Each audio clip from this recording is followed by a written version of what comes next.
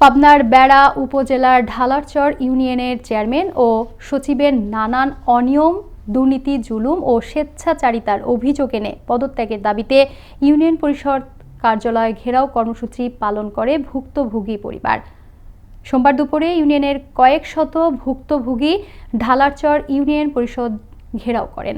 ভুক্তভোগী এলাকাবাসীর দাবি, বিগত ১৫ বছর ইউনিয়ন পরিষদের চেয়ারম্যান কোরবান আলী ও সচিব আব্দুর রাজ্জাক জন্ম নিবন্ধন সনদ ও সালিশের নামে লুটে নিয়েছে লাখ লাখ টাকা। ইউনিয়ন পরিষদে আপনার চাল ডালে সব কিছু ভাগাভাগি মেম্বার চেয়ারম্যান এসে ভাগাভাগি করে গোপনীয়ভাবে নিয়ে যায়। সাধারণ জনগণ সেবা বঞ্চিত হচ্ছে।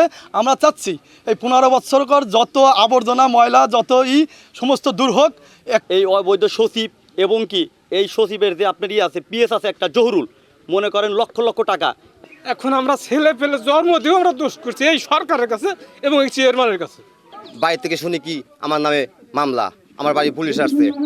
এই খুনি কোরবান চেয়ারম্যানের ছেলে আমার দুইবার অস্ত্র ঠেকাইয়া আটক করে নিছে।